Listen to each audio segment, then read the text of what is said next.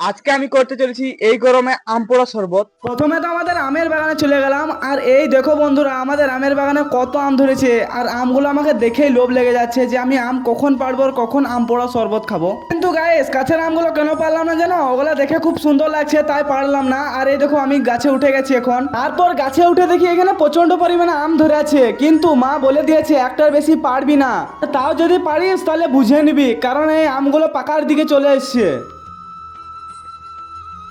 এই পাশে তো আমি গাছ থেকে নাম দিয়ে পুরোই আটকে গেছি। তারপর আমটা ভালো করে ধুয়ে মায়ের কাছে গেলাম, আর মা দেখি উনুনে রান্না করছে। মা বললো আমাকে দে, আমটা পুড়িয়ে দিচ্ছি। ওই পাশে আম পুড়ছে আর এই পাশে আমি নুন লঙ্কাটা রেডি করে নিচ্ছি।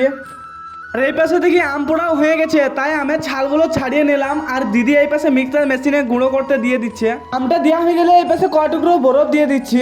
এই পাশে সামান্য চিনি আর লঙ্কা গুঁড়োটা দিয়ে দিচ্ছি, যাতে আম পোড়ার শরবতের টেস্টটা দুগুণ হয়ে যায়। এই পাশে মিক্সচারে একটু ঘুরিয়ে নিলাম, আর দেখো আমাদের আম পোড়া শরবত রেডি। আর গ্লাসের সাইডে লঙ্কা নিয়ে নিচ্ছি যাতে সৌন্দর্য লাগে বেশ। আর এই পাশে গ্লাসের বেড়ে একটা লেবু লাগিয়ে দিলাম, যেভাবে 5 স্টার হোটেলে সার্ভ করে। এই দেখো বন্ধুরা, কত সুন্দর লাগছে। আর এ পাশে এক টুকরো বরফ দিয়ে দিদি আমাকে দিচ্ছে, যেভাবে দিচ্ছে মনে হচ্ছে আমি অতিথি এসেছি আর খেতে চাইছি না। এই বেশ আমি টেস্ট করে দেখছি, ও দারুণ হয়েছে। আর তোমরা কে কে আম পোড়া শরবত খেয়েছো অবশ্যই কমেন্টে জানাতে ভুলবে না। আর ভিডিওটা লাইক করে দাও, আর চ্যানেলটিকে না সাবস্ক্রাইব করা থাকলে সাবস্ক্রাইব করে দাও। বাই।